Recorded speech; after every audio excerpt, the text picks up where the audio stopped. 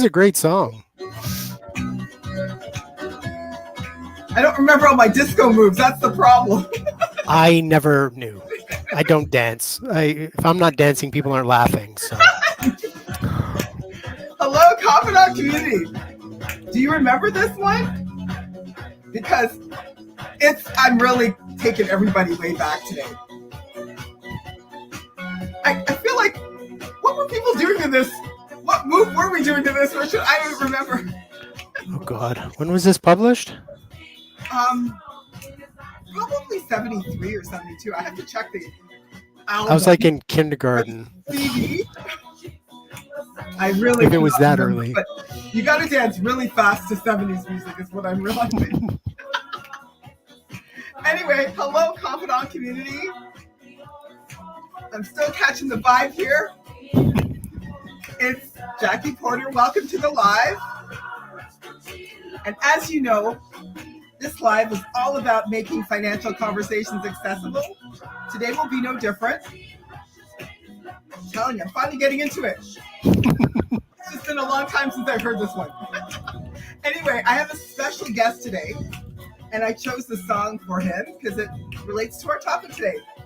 So if you know this song, put it in the chat. I'm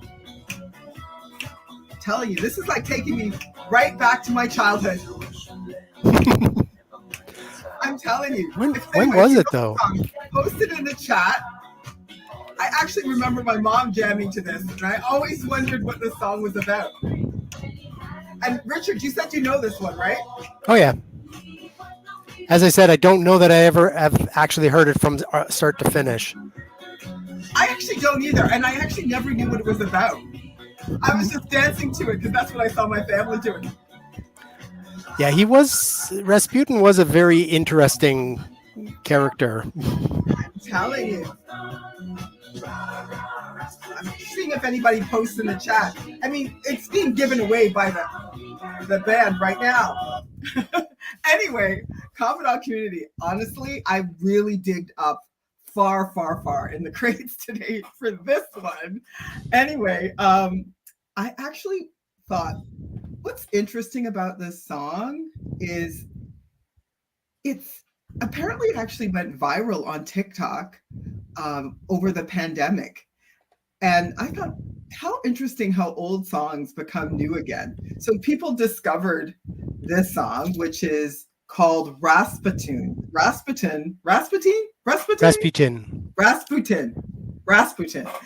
by Boney M. I actually never knew, maybe I did know the actual title of the song, but I knew Boney M, and everybody knew Boney M. That's probably why they went viral again, is the youngins were discovering Boney M. And they're a collaborative group, so I thought really great to bring them on the live today. One, because they got viral props or cred on the actual TikTok app, but also I thought it would be interesting to bring it in because if anybody knows the name or the reason why they called the song Rasputin, and as Richard, what you were saying, you never heard the song from beginning to end, is Rasputin was an actual real person. Did anybody know that Rasputin was an actual person? He was actually a Russian mystic and faith healer who many in his time considered a real life hack. However, he was able to gain influence over the Russian royal family, which actually led to their demise. So I thought, oh my gosh, how fascinating. I never knew any of this. I didn't know, Boney M was singing in the 70s as I was dancing to them in my basement, that this is actually the character they were talking about, a real life person. And I find this so fascinating now that, this person existed. He was a hack. And of course, today on the live, we're going to explore the murkier side of hacking. So specifically, actually, what we're going to look at is when someone takes over your computer, gets hold of your information, or scams you in some way. And, here was Boney M singing about Rasputin. Who knew? So let's actually get right into it. Confidant community, have you actually ever been hacked? I've been hacked. It's a scary feeling.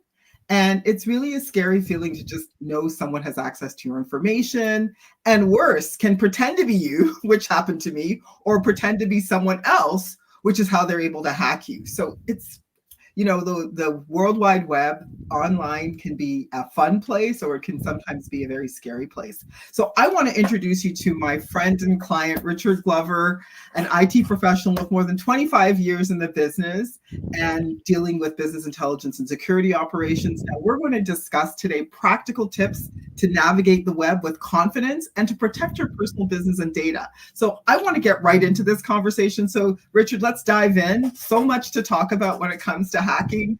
Rasputin, which I know you're not a big dancer, but thanks for humoring me. And You can dance as much as you want. Just don't ask me to dance. I won't do that. I know some people are like not there, but it's all good. So anyway, let's talk about the risks of getting hacked, because I think some people understand if they've been through it, it's not a fun scenario. But is it something that the average person really needs to worry about? The simple answer is yes.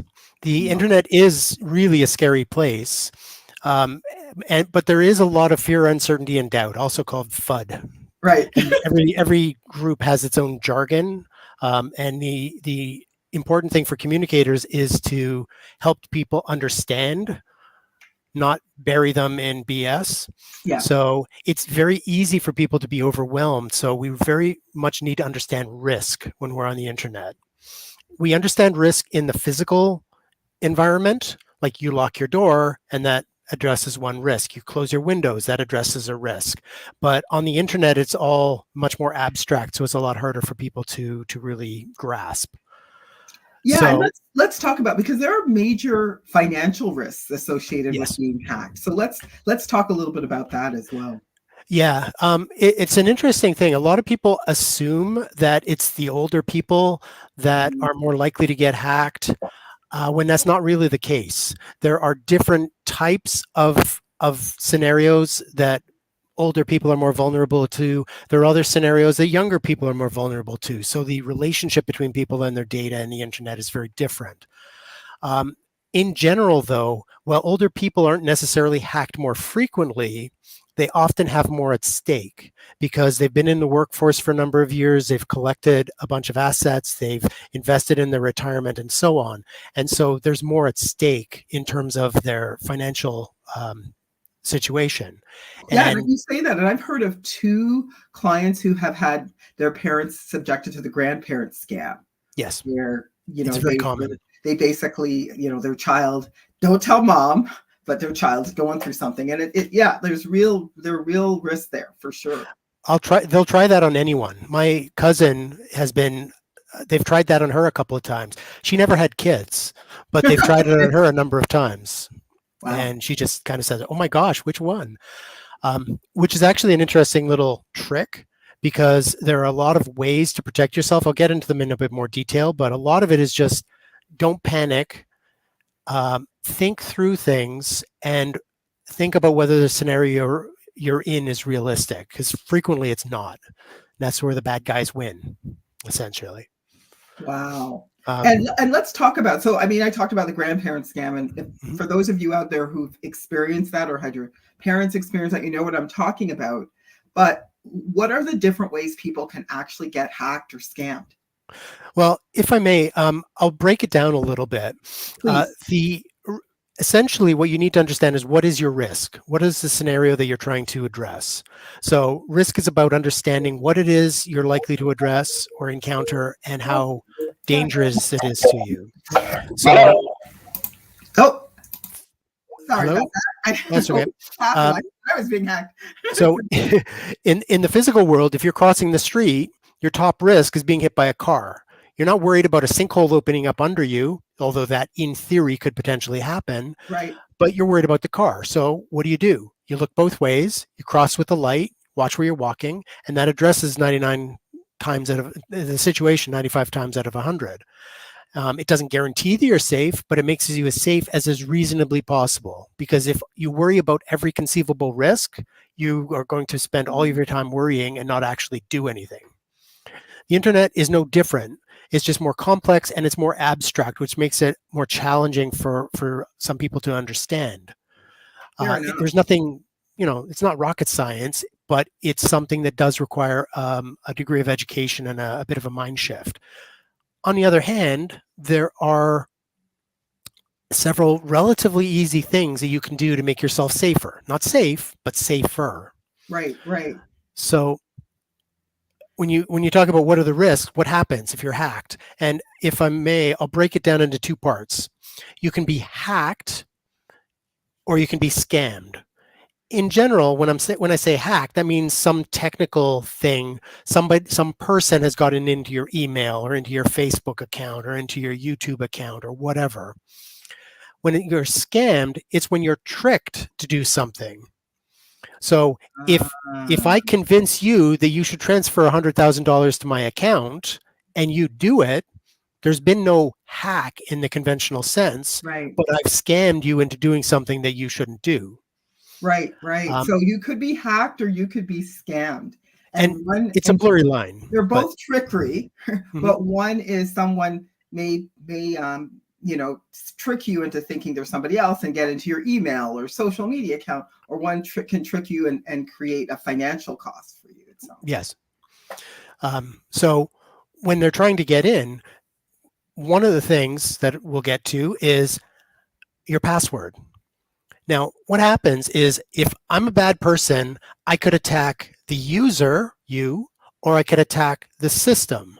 Let's take an example, LinkedIn. So I want to go after LinkedIn. So I try to test their defenses and say, for the sake of argument, that I break in. And I managed to get a full list of all of their clients. And I managed to get a full list of all of their passwords. It's much harder than that for any well-run company, but for the sake of argument, say I get a full list of names and passwords. Well, almost the first thing I'm going to do is take that username and that password and try it on LinkedIn. Does it work? But then I'm going to try it on YouTube. I'm going to try it on Spotify. I'm going to try it on Facebook, WhatsApp, whatever. 1,000,001 different services. And if you've used the same password on multiple services, like many people do. Oh dear. Exactly. And so you can't necessarily control how secure a site like LinkedIn is, right, unless you look at what they've done in the past and how they react to a hack. But you can do something about your password. So in the scenario I just described, if I use the different password, like I mean a dramatically different password, because a subset of this is I've used, password 123 on LinkedIn, and I've used password 1234 on WhatsApp. It doesn't matter. Any slight variations, the hackers will test that. They'll use what's called, there are a bunch of different hacking tools, but they'll take a list of passwords and then create 100,000, 10,000 variations on those passwords. Or they can try to brute force it, which, every conceivable combination, which could take, millennia.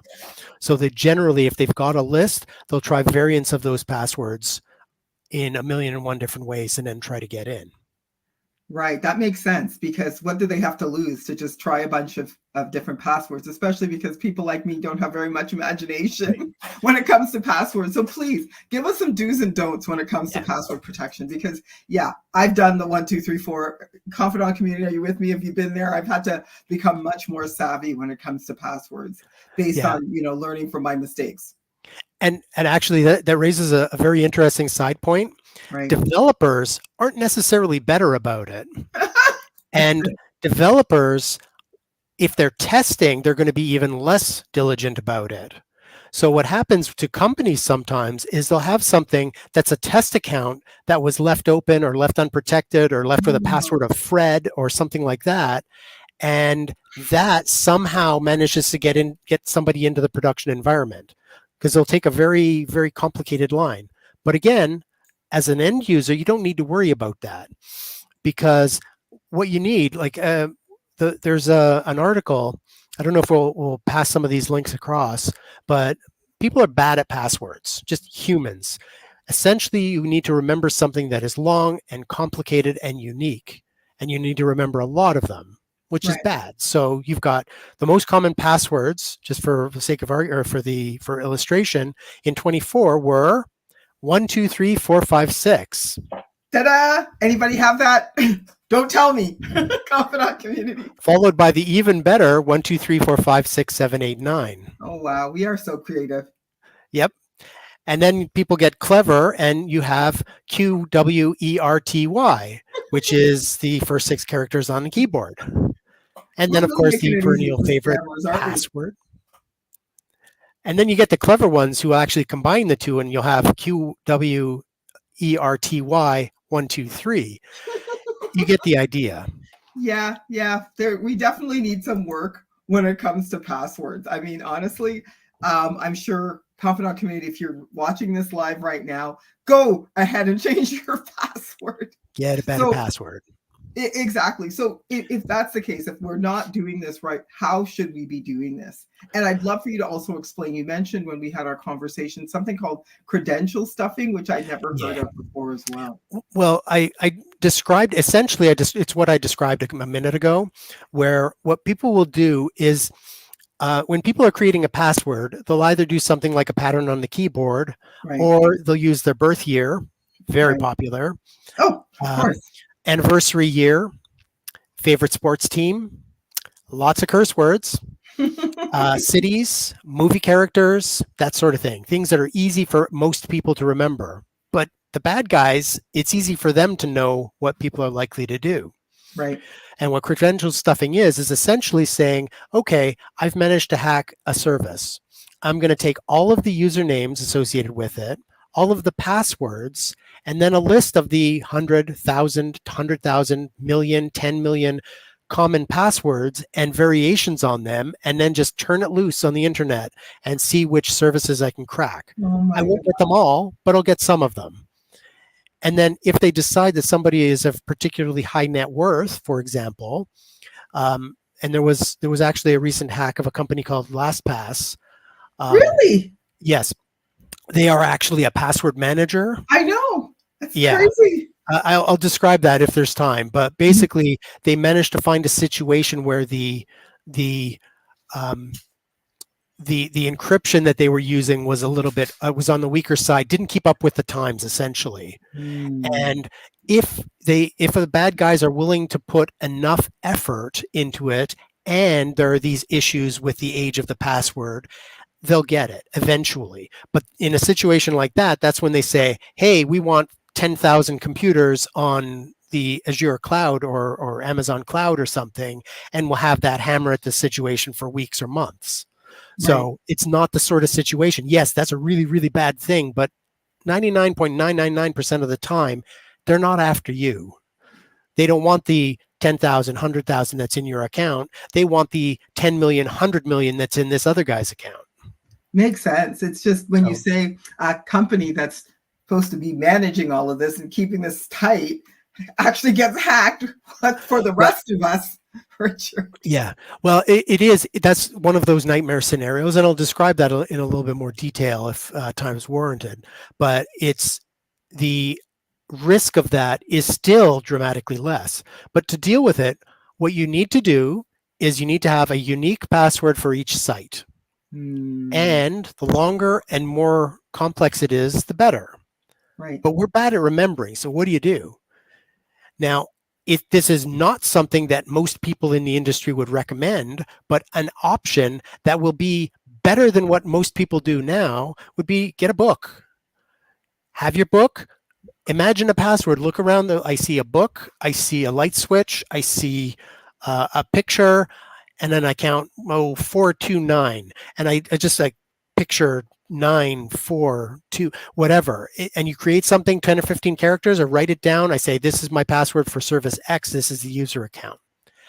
It's not recommended, but it's better than having other passwords. 1, 2, 3, 4, 5, 6.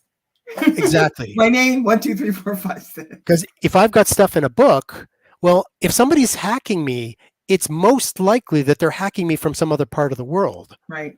So unless they actually break into my house and find that book, it's a different risk scenario.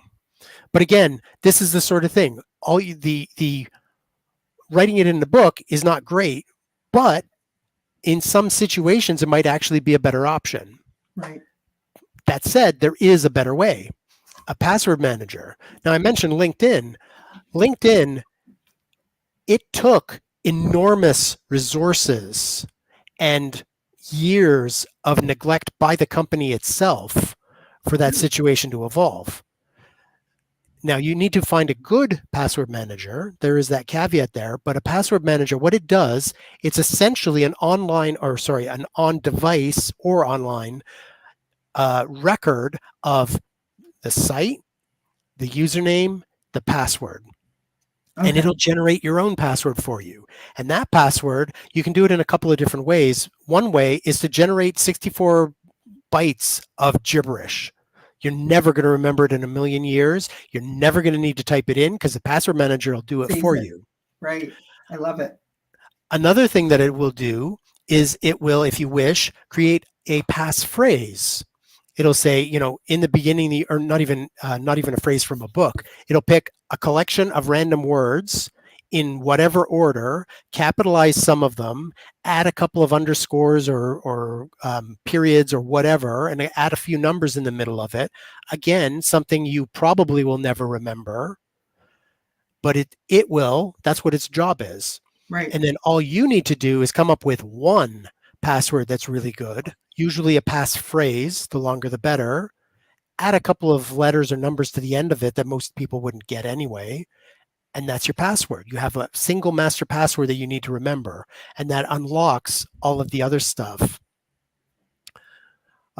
And they've got a bunch of other features in them, most of They them, do. so they are definitely worth investigating. Right. And they will actually sometimes remind you to update your Yes. passwords. So they do a lot of great things. How many of you, Confidant community, use a password manager? If you do, post in the chat. But even more importantly, if you don't, post in the chat and then ask yourself why. And are you prepared to potentially be scammed or hacked? Anyway, we will continue because this conversation is so fascinating.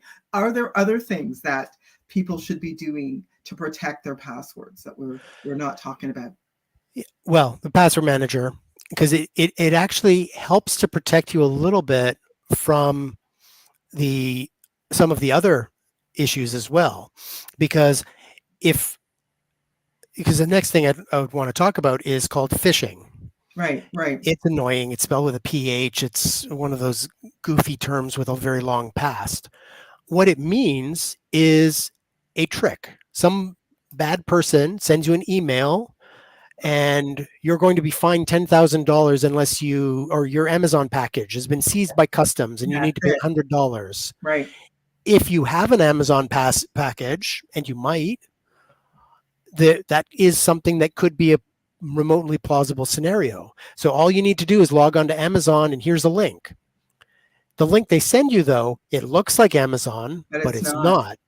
It could be something like, to give one example, it could be something like Amazon with a 0 instead of an O, or a capital O rather than a small O, or probably not that one, but there are a bunch of scenarios that at first glance, you'll glance at it, but you're clicking on a link. You're not actually typing it in. No, absolutely. You say that, Richard. Just like a couple of weeks ago, I got a parking ticket, and parking tickets I was phished because I was going on the parking ticket, what I thought was a parking ticket website, but I missed one digit. It was like .com or .ch slash dot. And I just did /ca/ without the dot. And I got a completely different website that looked like parking tickets, but wasn't. So you really have to pay real careful attention, Confidant community. You could just get scammed so easily. And it was because it said pay your parking tickets. I don't know how that came, but I went and I'm like, that doesn't look like this site, but I missed one slash and it was a completely different website. Yes. Companies will do that. They will. There are groups. That's a little bit out of scope for this, but what some people will do is they will buy domains that are common typos of other domains. For example, you try to buy Microsoft, instead is SFOT, which is a common typo, and it goes to the bad guy's site, and it looks like Microsoft and it smells like Microsoft, but it isn't. Wow. And that's one of the ways that a password manager can help to protect you a little bit, where you click on that link and it says, well, wait a minute, you registered Amazon.com, but this is Amazon with an O. something's wrong here. And it gives you an opportunity that, oh, wait a minute, something funny is going on here, and you can avoid that risk. Wow. So there Well, are a number of ways that a good password manager can protect you. well, yeah, phishing is something that's really crazy because it's basically people are phishing when you say phishing for your information is what it Yes. sounds like. Text as well. That's another huge one. People call that smishing, which, right. I've not heard that. Well, tell me what else we can do about these scams. It's so scary out there, Well, confidant community. yeah, again, there are a million situations. I use the analogy of walking across the street, and that's a good one. Another one would be getting sick. You can worry about SARS, you can worry about the flu, you can worry about COVID, you can worry about the common cold, you can worry about this and this and this and this and this. Or you can just wash your hands, wear a mask when warranted, stay out of the office if you're contagious, and 99 times out of 100, you're going to be vastly more or vastly less likely to get anything. One interesting factoid, during the COVID lockdowns, the flu rate dropped almost to zero. I heard. Because guess what? Viral infection, wash your hands, stay away from people, social distancing. It works against the flu. That's why they recommended it for COVID. So it's, if you think about those couple of things that you can do to increase your relative security, that's the most important without having to worry about all the details, because there's lots of people that spend their whole lives worrying about those little details to come up with recommendations and tools like the ones that we're describing here. Amazing. Because there are some real challenges when you're already in that situation. So what I'm hearing from you is protect yourself as much as possible. Yeah. If you get a call, you get a call. It says we're from the police. Okay. And how do I know this? You might get the call display. Don't trust your call display. Somebody calls you, they say that you're from the police. Say, that's fantastic. Can you give me, I'm in the middle of something, can you give me your badge number or your agent ID or whatever the appropriate term is, and a number that I can call you back at, and I'll call you back immediately. If the person is law enforcement, they will almost certainly think this is good because this person is trying to make sure that I'm real. Right. If they say that's not acceptable, you have to call me now or we're going to have agents at your door. Well, if the police are coming to your house, they're not going to call you first. No, they know where you live at that point. Right. They're going to show up. So what you do, the reason you get the phone number is it helps because you don't use that phone number. You go to the internet, you say, I want to contact the police. This is the number that I was given. Hey, that's not the number of the actual police station. But still, call the actual number of the actual police station, and then you can find out. Most of the time, hang up, because they're going to be talking about something. A lot of them will be in a different language. There'll be things that are just so obviously wrong that you can just hang up. But the big thing is when people are trying to scam you, they're trying to get you to do something without thinking. Exactly. Fear and greed, which is kind of what we talk about in the markets, right? People tend to do the same thing when it comes to their portfolio. Fear, they make these not so great decisions based on fear and greed. And what I'm hearing is when you get that email that says, phishing email, oh, a prince has left you millions of dollars. You just need to provide us with your bank account to put the money in. That might not be. That one actually is a very interesting one because that's the so-called Nigerian prince scam. And there's a million variations on it. Right. But the interesting part about it is they're usually written in really bad English or whatever language. They're usually so obviously fraudulent that you would think, well, AIs are going to improve that. But the bad English and obvious fraudulence is a feature. The reason they do that is they send out 100,000 of them. What they want is the 100 people that'll fall for it anyway. Right. In spite of all these red flags, because then they know they've got a live one on the other end. That's right. Because they're like, gee, I could use another 2 million. That would be really helpful. Yeah, that would be really helpful. Here's my banking info. Or as you said, fear, right? Like people exactly. People your kids, they lose their their sense of, okay, let Perspective. me get a cool head. Mhm. Why is this person saying I need to do this right now? Or your grandkids are in trouble and you can't call, like you can't get a hold of anybody, and you're not able to, like, sort of, as you said, take a step back and kind of think through what's happening. Most of the time, if somebody's calling you in a panic, call them. They'll say, "Oh, I'm in the middle of something." Yeah, no, no, no. Thank you very much. Put them on hold. Do whatever. Call the person, That's right. because 99 times out of 100, they will be at the other end of the phone. They'll pick up and say, "Hey, what's going on? I'm on the phone with you." "Oh, really?" Hang up now. Yeah, no, it's so true. I mean, again, confidant community, this whole fear and greed thing is real. Check yourself when you're in these situations to just make sure if you're really talking to the person you think you're talking to. I had a situation when I got hacked on my Instagram. They were sending cooking classes. The person who scammed me actually was a person I know who somebody took over, hacked her account, and she sent me an email saying, would I like to take another cooking class from her? And I actually had taken one before, but it didn't translate as well, Richard, when somebody who from my community got an email from me saying I was running a cooking class and I wanted to register them. They're like, Jackie, cooking? No, that must be a scam. Right. Well, another way you can do it, like if you get something that's out of character, That's it. That's that's what a red flag. exactly. If it's something that's really unusual, you can try contacting them using another channel. So if I get an email, I make a phone call. That can help. And again, you can't eliminate the risk, but you can reduce it. If Yeah. it's something really important, like a grandparent scam, you could set up a family code. That's actually a great one, setting up a Um, family code confidant community. Any of you already are doing that, having a family code?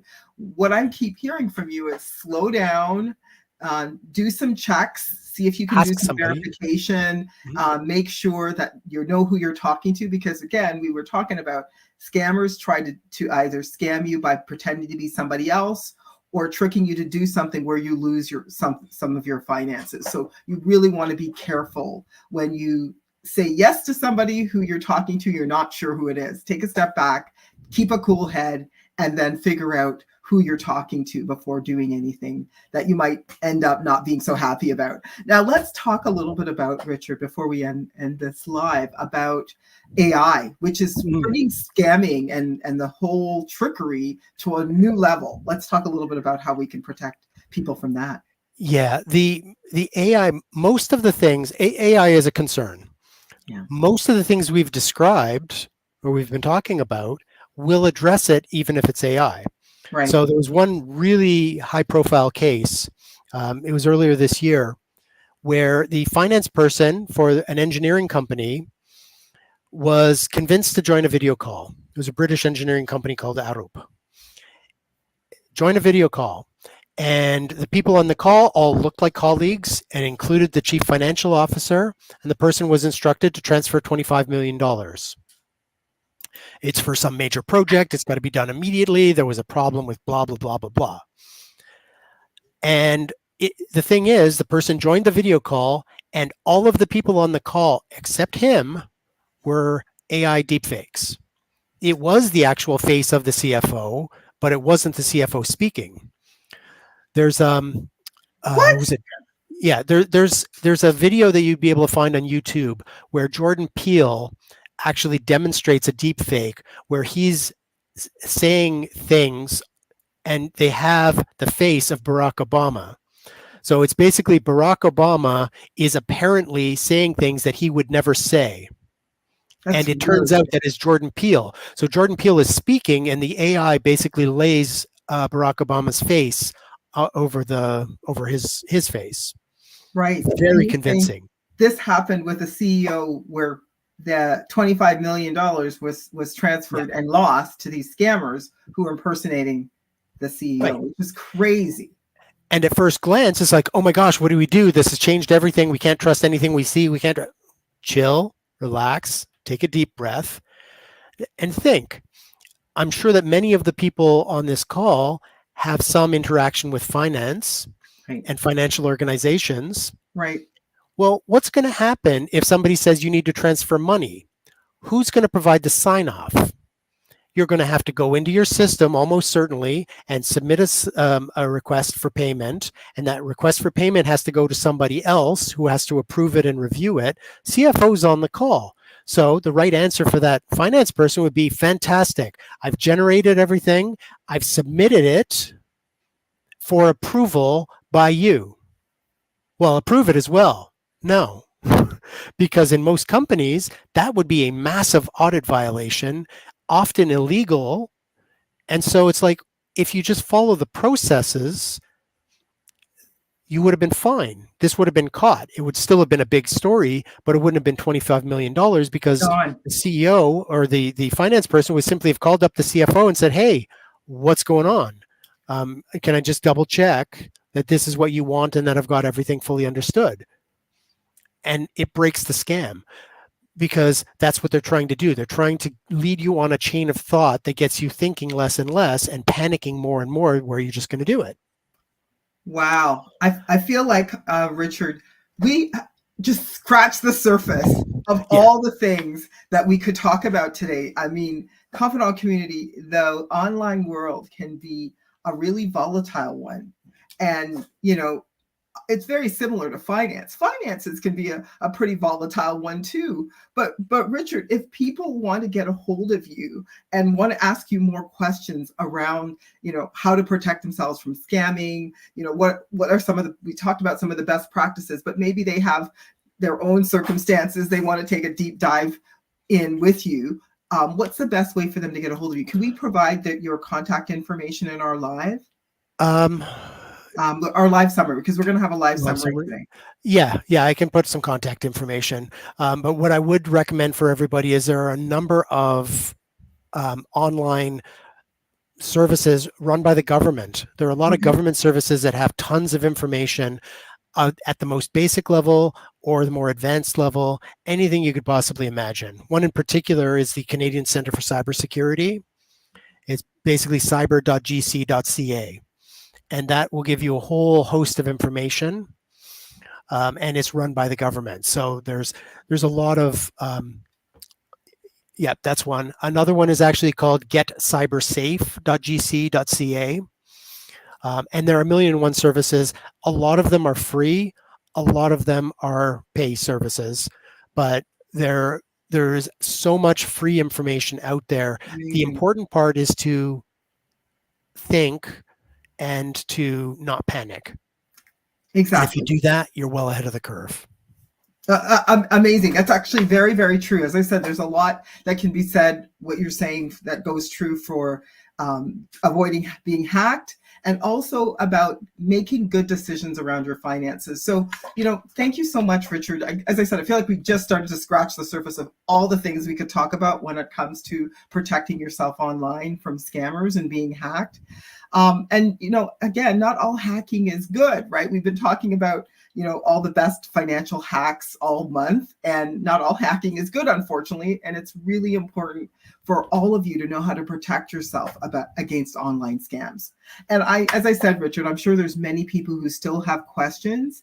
And so we will provide Confidant Community Richard's information if you need more information, and also some of the recommendations of places where you can get more information. Because business community, you should be hearing us when we talk about the fact that if there are major financial scams happening, and your business, is your business protected from that? Because I've heard even from some of my clients on scenarios where somebody scammed them just with not having these sort of protections in place. This is something you have to keep getting updated all the time. And so Confidant Community, definitely, if you missed any of the tips that Richard shared earlier on how to avoid being hacked, don't worry, we've got you. We're going to share a summary of the live on Sunday, so please stay tuned for that. Jody, I see you've already posted all of your information. She's also on the live if you're someone who are also looking for ways to maximize your finances, because ultimately making good financial decisions is also about keeping a cool head, not being panicked, and sometimes you just can't do that alone. Maybe you'll need guidance. So please reach out to Jody. She's on the live. She's posted our information. And then finally, if you enjoyed this live, please like and share with someone who may need this essential info. I'm going to probably go through it again myself, but feel free to pass this on. Sharing is caring. All month, as I mentioned, we're going to be talking about some of our favorite financial life hacks. So stay tuned for that and see you next week. Thanks again so much for joining the Live at 5 with the financial confidant, Jackie Porter. And I look forward to seeing you next week on the live. Stay tuned. See you next time, everybody. Thanks Thank again you very for much. coming, Richard. Bye My now. pleasure. Take care, everyone.